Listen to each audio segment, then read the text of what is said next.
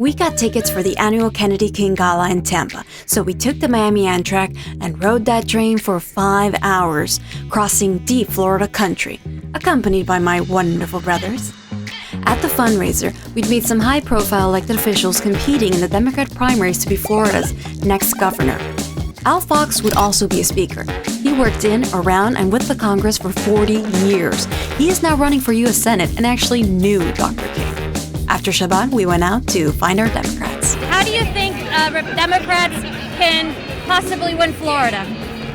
Well, I think we've got a lot of strong women running for office this cycle. I was just in the VIP room, and the excitement around Val Demings certainly is something that we haven't seen in a really long time. So I would say that the excitement around her and then the two women running for the primary and the governor's seat is exciting, but we have a lot of local races that are women-led, and I think it's going to be the year of the woman. So I'm excited. So we are in Tampa, Florida with the Hillsborough County Democratic Party, and I was wondering if maybe this is the best time to go around and get a few impressions. And the governor came out with his new budget the other day, and he says, I want to give him a $1,000 bonus. Well, how about giving him a raise, Governor? You really want to respect a public servant? Don't just give him a tip, although getting a tip's nice, but they're going to tax it too. Give these hard-working, dedicated public servants the raise that they deserve. If you win next week, would you commit to automatic restoration of rights of former felons or returning citizens? Fellow Democrats, I bring you good news and I bring you bad news. The good news is that we have all the money we need to elect Democrats up and down the ballot, top to the bottom. The bad news is that all of that money is still in your pockets. Fellow Democrats, what happened to our party in Virginia a few weeks ago is nothing like what may happen in the next election. If we do not start producing for the American people, we are headed for the biggest disastrous defeat in the history of our party. The only thing I knew about Dr. King when I met him in 1966 was that he was a man of nonviolence and he was a communist sympathizer. I wanted to reconcile those differences between the gentle person I had come to know versus those vicious, ugly rumors. One of Dr. King's strongest qualities was his ability to unite people. The genius of Dr. King was that he knew when to compromise, what we can do, not what we cannot do. Let's get Senator Schumer to call up the John Lewis voting rights bill. Democrats, we're on the right side of all the issues. We're going to keep Social Security. We're addressing climate science. We are protecting our transgender children. Who's going to do that? The Republicans? When we lose 3 times in this state to the likes of a Rick Scott, we have to look at ourselves and our messaging. Finally, Democrats, let's pass the voting rights bill. So let us all take a step back, take a breath, stop trashing ourselves in public, do it in private, and find a way to work together, not just for the future of our party, but for the future of our country. Thank you, Mr. Al Fox. Yes, we can win, absolutely. Just like I'm able to represent a Trump district, we are able to bring people together, and I believe that people are ready to have more of what unites us than what divides us, and actually working together like I have worked in the legislature across the aisle to get things done.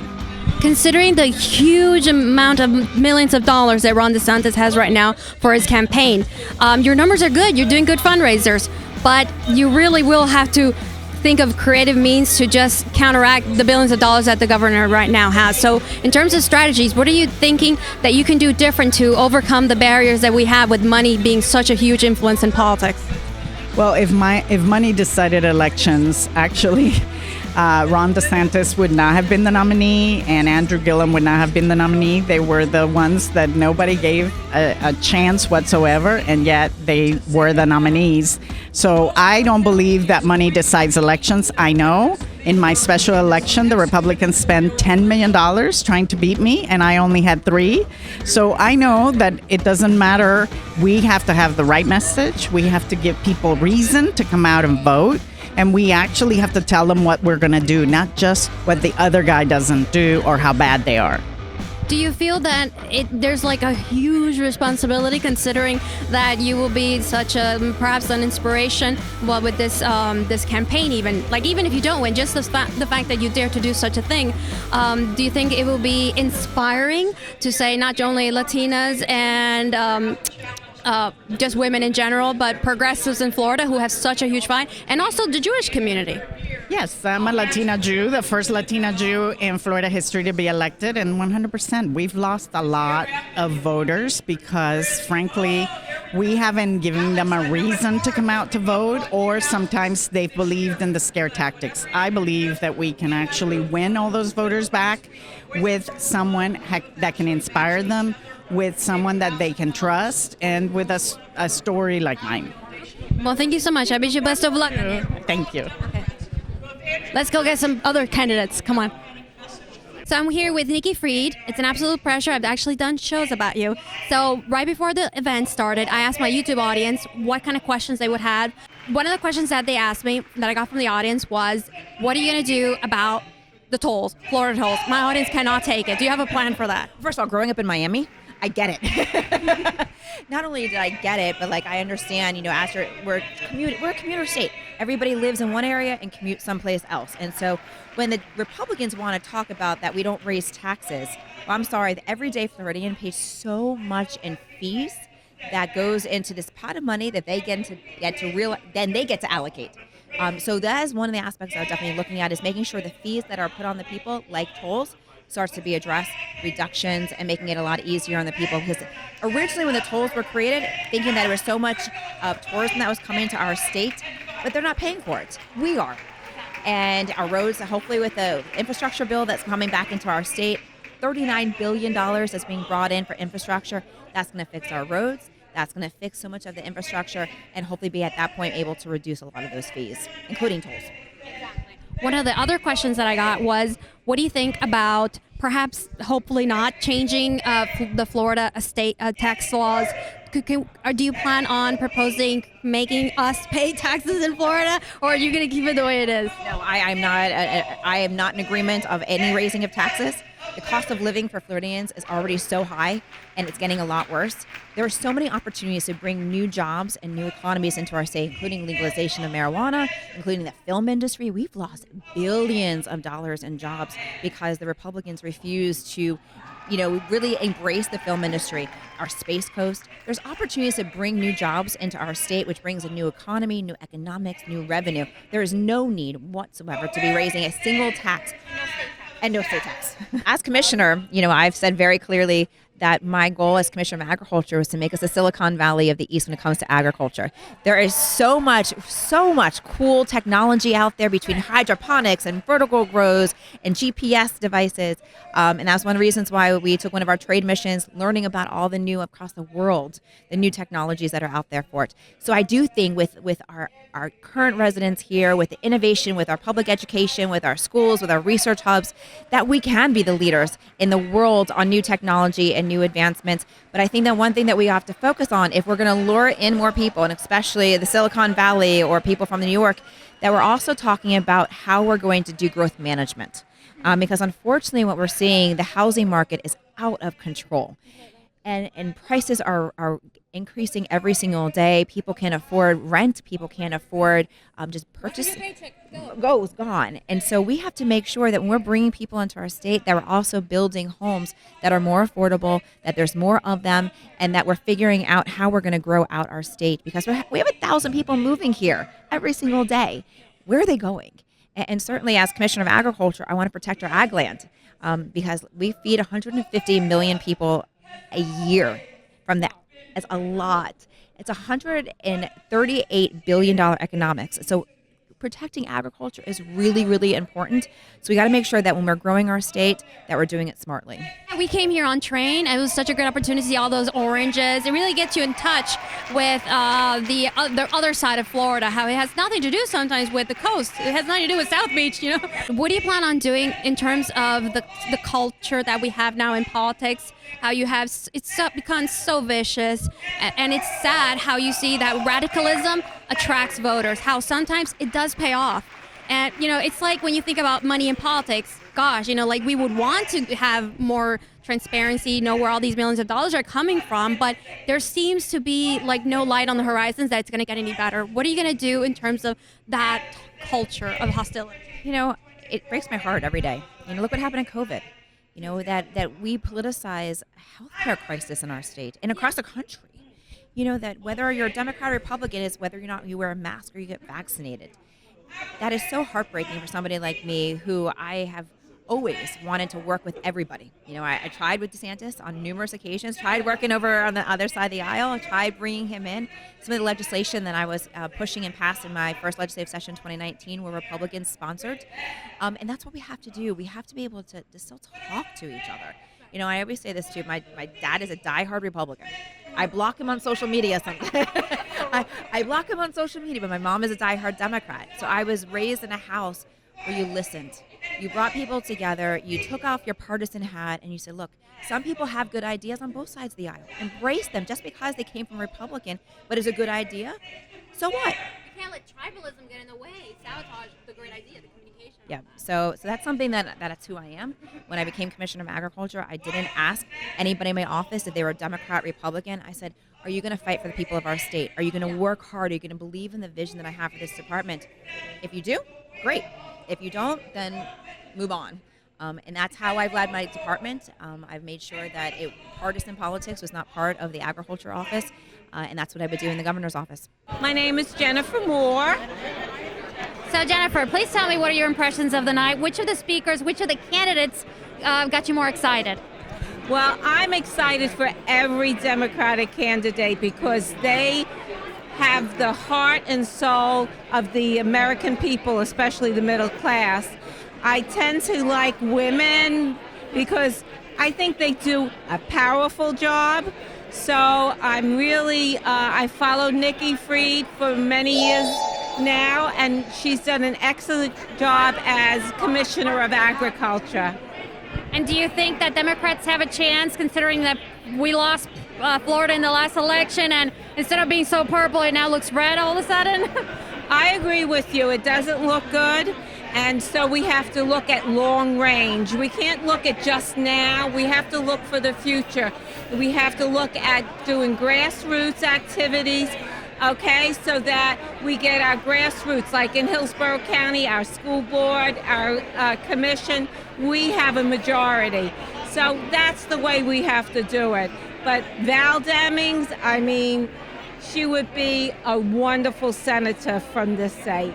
When Annette Taddeo first ran for her office in Miami, right? It was in that area. I learned about her online and I supported her. But this kind of event gets us boots on the ground people motivated. And okay, so we're boots on the ground. We're going to go back to our constituents and we're going to get them encouraged and involved with doing the grassroots work, which is canvassing, texting, calling, and maybe some, campaign monies, but it's mostly the workers. And I'm especially proud of the Democratic Women's Club of Florida because I feel that as women, we're the worker bees. We can get out there and we can get it done. I'm with Russ, and he is? The state president of the Democratic Environmental Caucus. All right, Russ. So can I ask you if you think it's possible, bearing in mind the situation right now, ideologically speaking, in terms of Florida politics, do you really think it's possible that Dems can deliver if the Florida man just keeps turning more and more Republican? 100%. There's more MPA voters than there are of either party at the end of the day that are not ideologically aligned with either party. They care about the results. They care about politicians actually delivering for Floridians. Ron DeSantis has not fought for the things he said he was going to fight for on a campaign. So this is going to be a referendum. So he has not delivered. And guess what? The party in power loses points when they run for re-election. That is true, but don't you think that a lot of voters are actually quite happy in terms of the way Ron DeSantis has handled COVID? You said that it's like a referendum, but will he pass it? So the reality is a lot of his voters have passed away because they've caught COVID, because you're actually seeing trending data that in Republican-leaning counties that are anti-vax, there is a higher death total. So, yeah, it's actually quite atrocious. He's hid this data from the public, so it's not a transparent governor. I also think he ran as an environmental governor and has done absolutely nothing for the environment. We have Piney Point, we have Mosaic expanding and poisoning our residents. We have manatees dying left and right. We have red tide and blue-green algae. None of these environmental things, and that most Floridians care more about the environment and conservation. Hunters, fishermen, agriculture, all of these things matter to the heartland Floridians and have been underserved by the DeSantis administration. Okay, well, thank you so much, Russ. You're welcome. Thank you so much for the conversation. Okay, bye. So, how was the night? It was a wonderful night. We just had a lot of powerful speakers, including a lineup of Val Demings at the end there going for the U.S. Senate. We had all three gubernatorial candidates, including Charlie Crist, Annette Taddeo, and Nikki Fried. And there was just like a lot of power, energy. This is by far the biggest Democratic dinner we've had in our history. Oh, yes.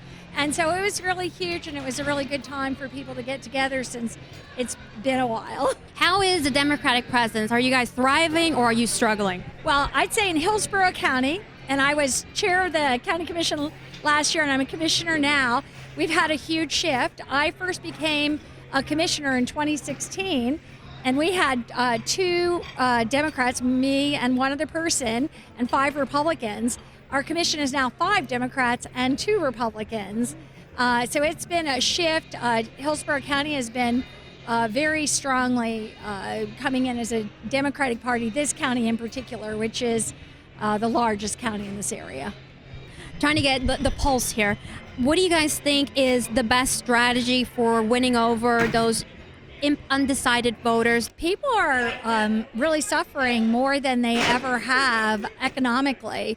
Low-wage jobs. I think one of the most important things that happened in the last few years was when Florida voters, with 62% of the vote, voted in a $15 an hour wage as a minimum wage. And probably nothing has done more. It went to $10 an hour in September. Probably nothing has done more, it's edging in there, to improve the lives generally of people and bring that issue to the fore. I realize it's incremental and not as robust as everybody might want, but we got huge support for that, and that makes a difference in people's lives. One of the things that Democrats have always supported is to make it healthcare right for everybody in the state of Florida. We're one of only 12 states that doesn't have that. Our COVID response has been really unfortunate. We've had, more than 60,000 people die in the state of Florida from COVID. That's one of the most highest death rates in the nation. Our teachers are not paid enough. Our children don't have enough opportunity moving forward. Middle-class people can't afford to even buy a home, to do wealth building, to have. Yeah, and it's leaving. The economy is leaving everybody behind. Younger people, middle-class people, working people, and that has to change. And exactly that opportunity and that living wage, and changing that for people across the country, but here in Florida as well. What we can do to give people opportunity and do something about our affordable housing and about the people that are being left behind, which is huge numbers like never before. Well, thank you so much. I love your insight. Thank you very much. We are here from Broward County. Oh, and we're from Miami-Dade, so we're neighbors. Well, we're the Caribbean Democratic Caucus, and we came all the way from Broward County to support the Hillsborough County, and we are fired up and ready to go. all the candidates definitely need to meet up with the community, and they should start reaching out to all of us very soon. What are the issues? I think the top for me is healthcare, immigration, and wages. As a union representative also, I think livable wages should be considered. I think the pandemic is very important. I think climate change is important because we always get these hurricanes.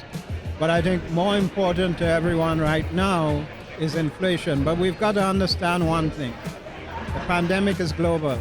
The impact of the pandemic is global. And so the fact that we have inflation is not the president's fault.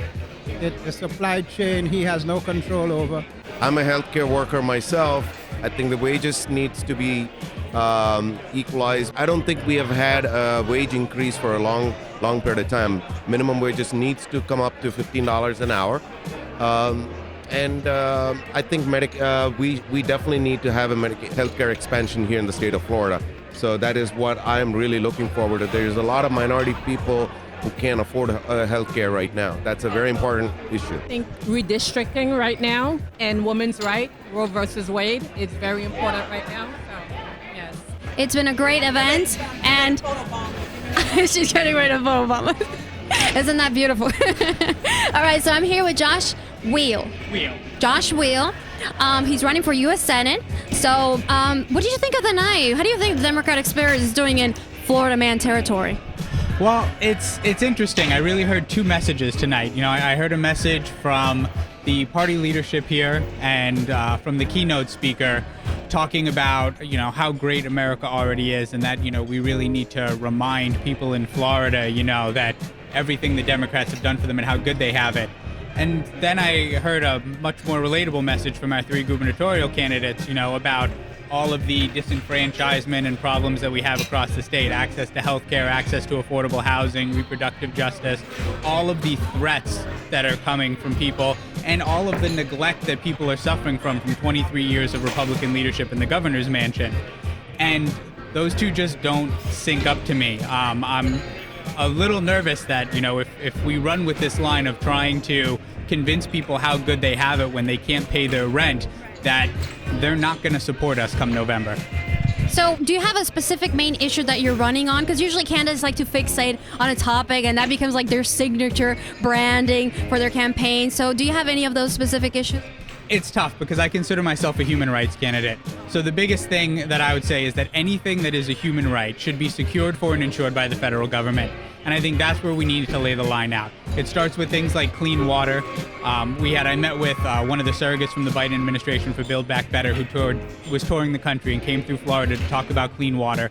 And she showed us, she's from Northeast Kentucky, and she showed us a water bill dated from 1998 that had an asterisk on it that said the water might not be safe for human consumption.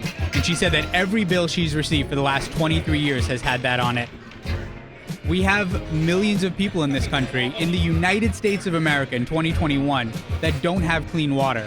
And this isn't a capitalist choice. This isn't that, they should just go out and choose a better utility company. They have no choice.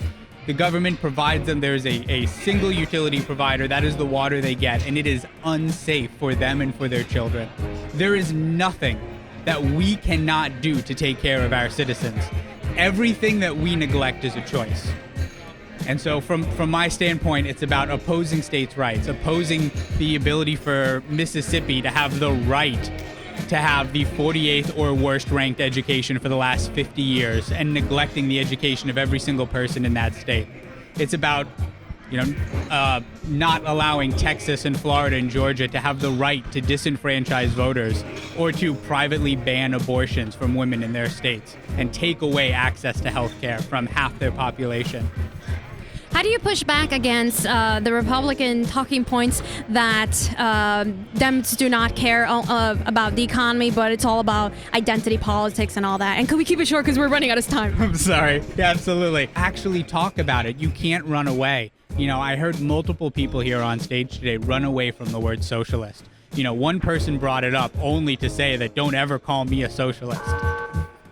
We cannot empower their talking points. Like, if they want to make socialist a bad word, we need to own it, and we need to go out and explain to people and remind them what socialism means. You know, every time I hear Madison Cawthorn talk about how he wants to get rid of every piece of socialism he sees, I want to yell out and remind everyone that there would be no handicap ramps for him to enter into buildings on if we didn't have socialism, because building handicapped accessible entries to buildings is not profitable.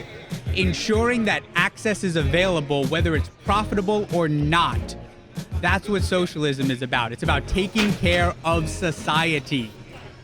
And that's what, as Americans, we should be prouder than anything else to do. Thank you. Well, there you have it, folks. It was a great event. Take care. Good night.